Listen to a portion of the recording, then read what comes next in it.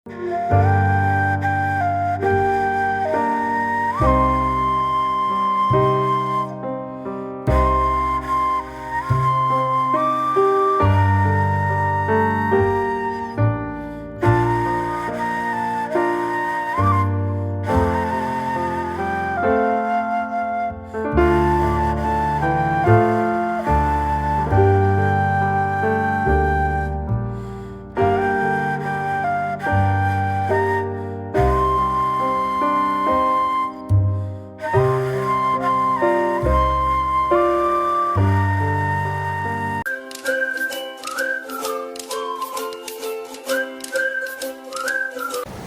ঘুরে ঘুরে বোর হয়ে গেছে, একই সিমলা, মানালি, কুলু, নতুন কিছু সন্ধান চাই, তাই না?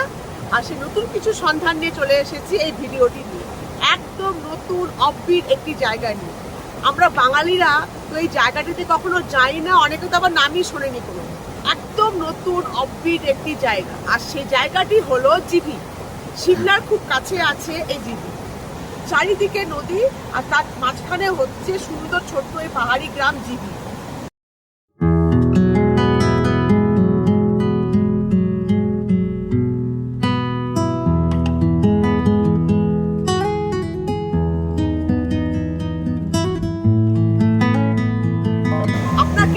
বেশিরভাগ ড্রাইভার যখন আপনি গাড়ি বুক করবেন বলবেন জিভি যাবেন, প্লিজ গাইড করবেন, বলবে জিভি যাবেন না, कुछ नहीं है देखने का, शिमला जाइए, मनाली जाइए, জিভি में कुछ नहीं है, क्या करेंगे जाके অনেক বলবে। একদম পাত্তা দেবেন না, এক কান্দে ঢুকিয়ে এক কান্দে বের করে দেবেন। আমার কথা শুনুন, খুব সুন্দর একটি অফবিট জায়গা এই জিভি। ঘোরার প্রচুর জায়গা আছে, এবার সেই জায়গাগুলি আমি আপনাদের দেখাবো।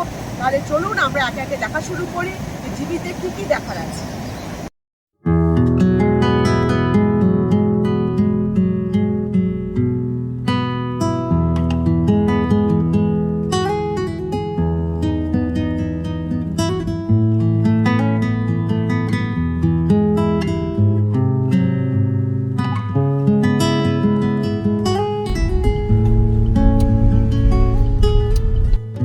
তির্থান ভ্যালি, জিভি যাওয়ার পথে পড়বে এই তির্থান ভ্যালি।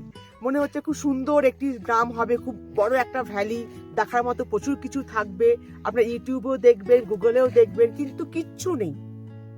তির্থান ভ্যালি হচ্ছে নদীর ধারে একটি ছোট্ট পাহাড়ি গ্রাম, দেখার মতো কিচ্ছু নেই, কিচ্ছু দেখার নেই। দুই একটি ছোটখাটো হোমস্টে আছে, সুতরাং তির্থান ভ্যালিতে নেবে থেকে টাইম ওয়েস্ট করে লাভ নেই। আমরা তির্থান ভ্যালি থেকে আরো এগিয়ে যাব জিভির দিকে, যেখানে গিয়ে আমরা নাইট স্টে করব। তাহলে চলুন আমরা জিভির দিকে এগিয়ে যাই, আর যাওয়ার পথে এই তির্থান ভ্যালি গ্রামটি দেখতে দেখতে যাই, বাড়ি ঘর লোকজন সবকিছু দেখতে দেখতে আমরা জিভির দিকে রওনা দিই। জিভি ঢোকার পথে এইরকমই আপনি তির্থান ভ্যালি পাবেন, পার্বতী নদীর ধারে একটি ছোট্ট গ্রাম। ভ্যালি বলতে যেমন আমরা সবাই জানি উপত্যকা, একটা সমতল জায়গা, সেইখানেই এই গ্রামটি। দু একটি হোমস্টে ছাড়া এখানে থাকার সেরকম ব্যবস্থাও নেই। সেই জন্যই বেশিরভাগ ট্যুরিস্টই তির্থান ভ্যালিতে থাকে না, তারা যায় জিভি।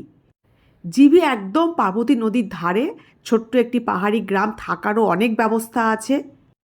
নদীর ধারে ধারে প্রচুর হোমস্টে, রিসর্ট, হোটেল আছে, আর খুব সুন্দরও। সেই কারণেই আমরা তির্থান ভ্যালিতে না থেকে, সময় নষ্ট না করে আমরা চলে যাচ্ছি জিভির দিকে।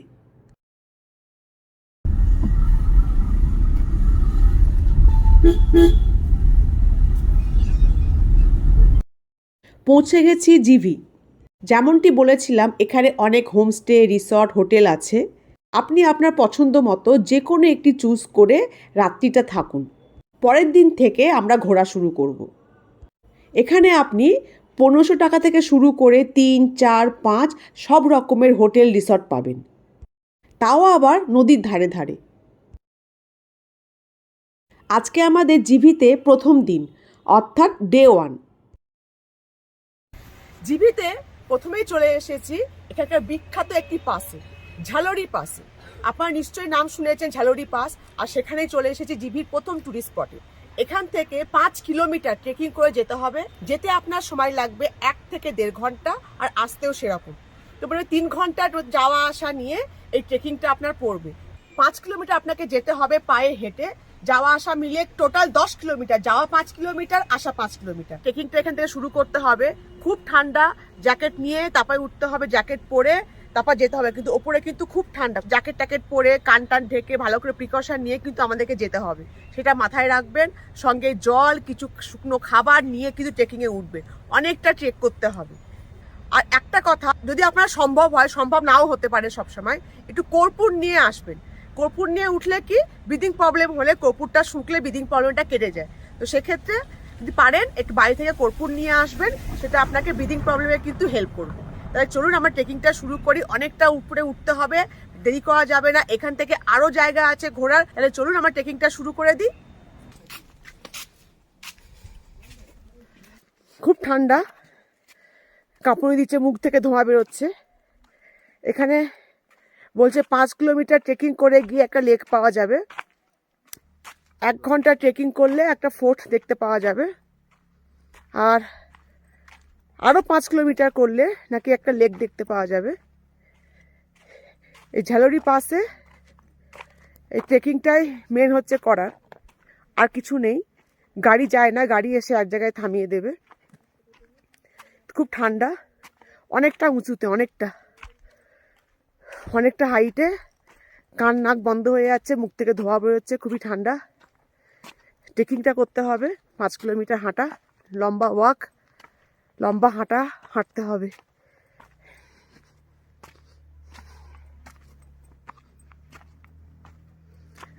আরো উপরে উঠতে হবে আর কি, যা উপরে এসেছি গাড়ি থেকে সেটা নয়, আরো উপরে উঠতে হবে।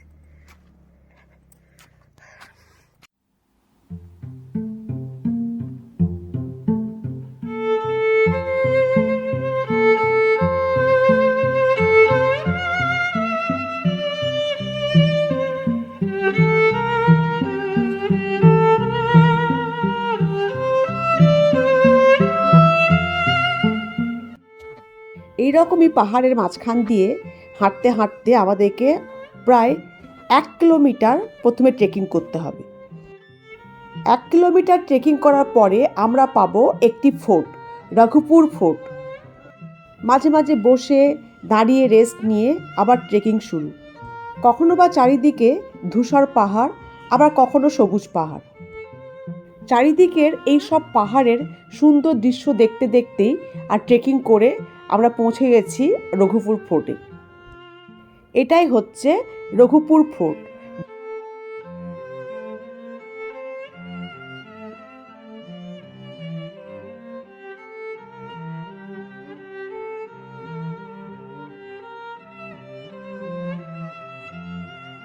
রঘুপুর ফোর্ট দেখে আবার চলা শুরু।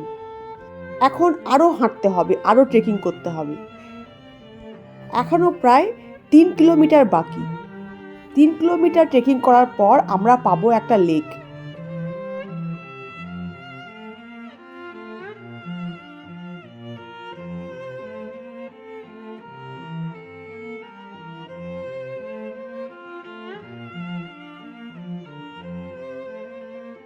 আমরা পৌঁছে গেছি আমাদের গন্তব্যে, লেকটা পেয়ে গেছি। এবার এই লেকটা আমি আপনাদের দেখাই, দেখুন কি সুন্দর একটা লেক। 5 কিলোমিটার ট্রেকিং করে আসার পর এত সুন্দর একটা লেক দেখতে সত্যিই খুব ভালো লাগছে। মনে হচ্ছে একটা কিছু আবিষ্কার করলাম।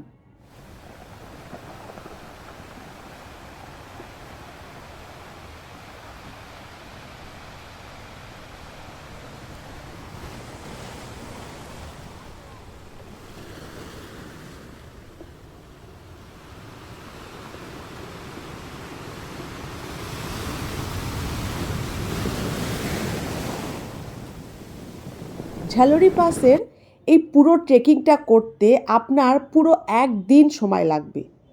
সকাল সকাল গিয়ে ট্রেকিং করে ঘুরে আবার ফিরে আসতে আসতে আপনার প্রায় 3-4 বেজে যাবে। এরপর আপনি আর কোথাও ঘুরতে পারবেন না। সুতরাং আমাদের ডে 1-এ শুধু আমরা ঝালরি পাসটাই দেখতে পাবো। বাকি জায়গাগুলো আমরা দেখব কালকে, অর্থাৎ আমাদের দ্বিতীয় দিনে, ডে 2-তে।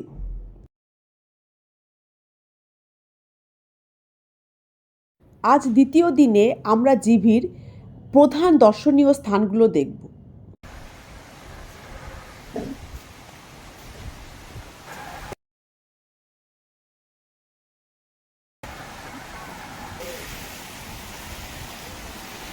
এবার চলে এসেছি জিভি ওয়াটারফলসে। 500 মিটার ট্রেকিং করে যেতে হবে এখান থেকে। টিকিট নিয়েছে 20 টাকা করে অ্যাডাল্টদের, আর বাচ্চাদের জন্য 10 টাকা। তো 20 টাকা করে টিকিটে 500 মিটার হেঁটে যেতে হবে জিবি ওয়াটারফলস দেখতে। সেখানেই এখন যাচ্ছি। জানি না কীরকম ফলসটি হবে, শুনেছি খুব ভালো ফল, সুন্দর ফলস। তো সেখানে যাবো এখন, চলুন।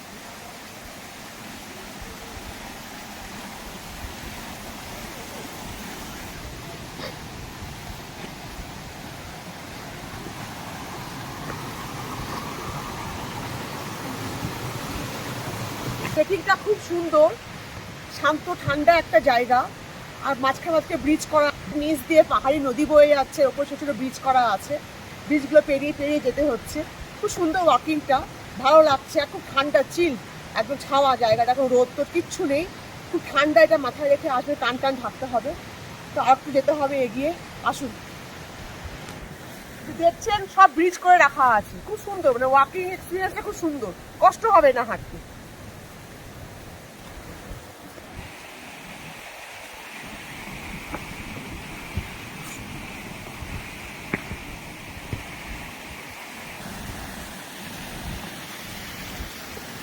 পৌঁছে গেছি ফলসের কাছে। সুন্দর একটি ফল, ছোট ফল কিন্তু সুন্দর, ভালো লাগবে।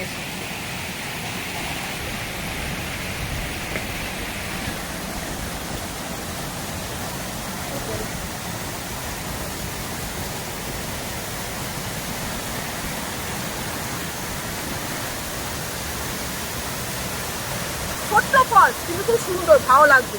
আর নিচে আমি দেখছি স্নান করার জায়গা আছে। তো আপনারা যারা ইয়াংস্টার আছেন, ইয়াং পার্সন যারা আছেন, ইয়াং ছেলেমেয়েরা, টাওয়েল, গামছা, হাফ প্যান্ট নিয়ে এখানে চলে আসবে। ঠান্ডা, যদি সাহস থাকে স্নান করার, পুরো একটা ছোট্ট পুকুরের মতো করা আছে, পন্ডের মতো। স্নান করার সুন্দর জায়গা, পুরো দেখুন বাথটাবের মতো গোল করে কাটা আছে, হিন্দি সিনেমার শুটিংয়ের মতো।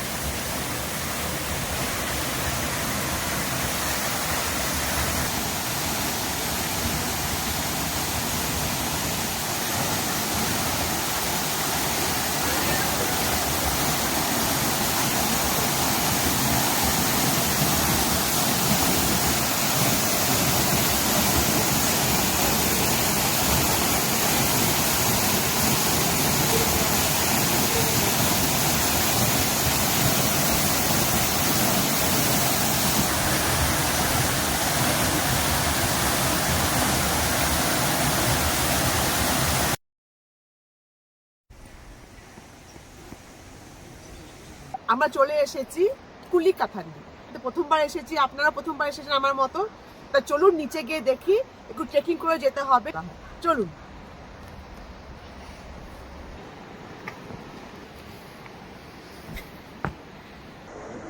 একটু কষ্টকর ট্রেকিংটা আছে। কখনো এরকম সিঁড়ি করা আছে, পাথরের তৈরি সিঁড়ি। স্টেপগুলো খুব বড় না, ছোট ছোট স্টেপ। এই সিঁড়ি পেরিয়ে আপনাকে কিছুটা যেতে হবে। সামনে দেখছি প্লেন রাস্তাও আছে, কিন্তু সরু, কিন্তু ভালো লাগছে যেতে। দুদিকে পাইন গাছ, দূরে নদীর আওয়াজও পাচ্ছি। এরকম কিছুটা সিঁড়ি, আবার কিছুটা সরু রাস্তা পেরিয়ে এই ট্রেকিংটা করতে বেশ ভালোই লাগছে। সামনে রাস্তাটা দেখুন, আরও সরু রাস্তা, পাশে নদী বইছে। ভালো লাগবে ট্রেকিংটা করতে, খারাপ লাগবে না। শুধু একটু সাবধানে হাঁটতে হবে। এরকমই উঁচু নিচু সিঁড়ি, সরু রাস্তার মধ্যে দিয়ে ট্রেকিং করতে করতে আমরা পৌঁছে গেছি আমাদের গন্তব্যে, আসল সেই জায়গায় যার জন্য এই জিভি বিখ্যাত। এখানেই আছে মিনি থাইল্যান্ডের রহস্যটা লুকিয়ে। কোথায় এই রহস্যটা আছে, আপনারা কিভাবে খুঁজে পাবেন, ট্রেকিং করলে কিন্তু পাবেন না। সেটা দেখতে হলে ভিডিওটি শেষ পর্যন্ত দেখুন, তাহলে আপনারা উদ্ধার করতে পারবেন এই রহস্যটি, যে জিভিকে হিমাচলের মিনি থাইল্যান্ড কেন বলে, আর সেটা আপনারা এখানে কিভাবে খুঁজে পাবেন। এটাই হচ্ছে কুলিকাথান্ডি। যেমনটি আপনারা দেখলেন, সিঁড়ি কাটা কাটা আছে, ওই সিঁড়িগুলো পেরিয়ে আপনাকে আসতে হবে। উঁচু নিচু সিঁড়ি, একটু পাথরের রাস্তা, আবার কিছুটা প্লেন রাস্তা। কিন্তু এই কুলিকাথান্ডিকে মিনি থাইল্যান্ড বলা হয় কেন? কারণ এখানে একটা ভি শেপের পাথর আছে, বড় স্টোন আছে। এই শেপের স্টোন নাকি থাইল্যান্ডে দেখতে পাওয়া যায়। আর তার নিচেই বয়ে যাচ্ছে সুন্দর পাহাড়ি নদী, সুন্দর নীল সবুজ জল, এই জন্যই এই ভি শেপের পাথরটার জন্য যেটা থাইল্যান্ডে পাওয়া যায়, এই কুলি কাথানডিকে মিনি থাইল্যান্ড বলা হয়। কিন্তু এখনো পর্যন্ত আমি সেই ভি শেপের পাথরগুলো দেখতে পাইনি। এইবার সেই ভি শেপের পাথরগুলো খোঁজার পালা, তাহলে বুঝতে পারবো যে সত্যি এটাকে মিনি থাইল্যান্ড বলা যায় কিনা। তো একটু সরু রাস্তা দেখতে পাচ্ছি, পাইপ চলে গেছে, দেখে মনে হবে রাস্তাটা বন্ধ, কিন্তু রাস্তাটা বন্ধ না, রাস্তাটা খোলা। দুদিকে বড় বড় পাথর, সরু একটুখানি জায়গা, সেই সরু ফাঁক দিয়েই আমি যাব, এগিয়ে দেখবো সে পাথরটা কোথায় পাওয়া যায়। চলে আসো।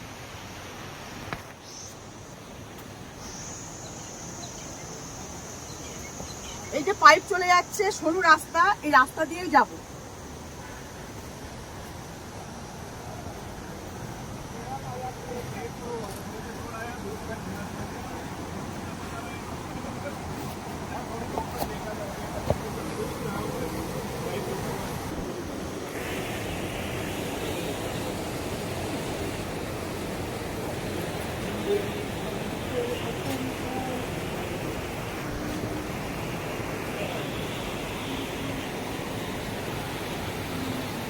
ভি শেপটা পেয়ে গেছি আলটিমেটলি।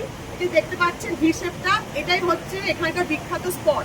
এই ভি শেপটার জন্যই কিন্তু এই জায়গাটিকে মিনি থাইল্যান্ড বলা হয়। এই ভি শেপের যে পাথর, এটা থাইল্যান্ডে একমাত্র পাওয়া যায়। সেই রকমই ভি শেপ এখানে করা আছে, আর নিচে বয়ে যাচ্ছে পাহাড়ি নদী। সুন্দর একটা জায়গা, অপূর্ব, মানে না এলে না দেখলে বোঝা যাবে না। খুবই সুন্দর, মানে মন ভরে গেল এখানে এসে। আর মিনি থাইল্যান্ড যে বললো, একদম অ্যাপ্রোপ্রিয়েট নাম, না দেখলে বোঝা যাবে না যে মিনি থাইল্যান্ড কেন বলে। কোনো নাম দেওয়ার জন্য নাম দেওয়া নেই, একদম অ্যাপ্রোপ্রিয়েট, মানে একদম মানানসই নাম যেটাকে বলে। খুবই সুন্দর।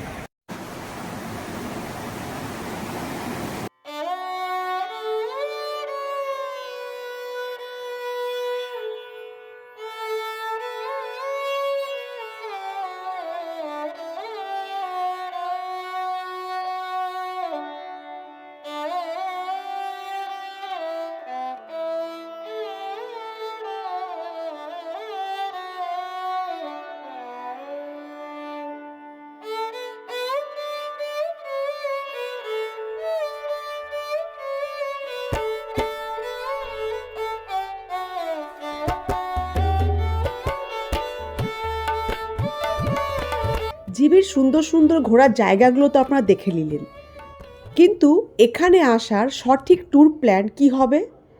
আপনারা 3 রকমভাবে আসতে পারেন। প্রথম, আপনারা ডিরেক্টলি চণ্ডীগড় থেকে জিভি আসতে পারেন। আমি চণ্ডীগড় থেকে ডিরেক্ট জিভি গিয়েছিলাম। চণ্ডীগড় থেকে জিভি যেতে আমার কাছে গাড়ি ভাড়া নিয়েছিল 6,000 টাকা। 2 নম্বর, আপনারা সিমলা মানালি ঘুরেও জিভি আসতে পারেন। আর 3 নম্বর, আপনার ডালহৌসি, ধর্মশালা এইসব ঘুরেও জিভি ঢুকতে পারেন।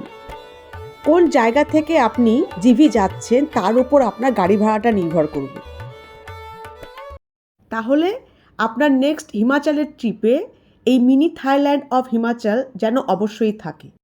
আর হ্যাঁ, কুলি কাথানডিতে এসে নদীর ধারে বসে এই রকম গরম গরম ম্যাগি খেতে কিন্তু একদম ভুলবেন না।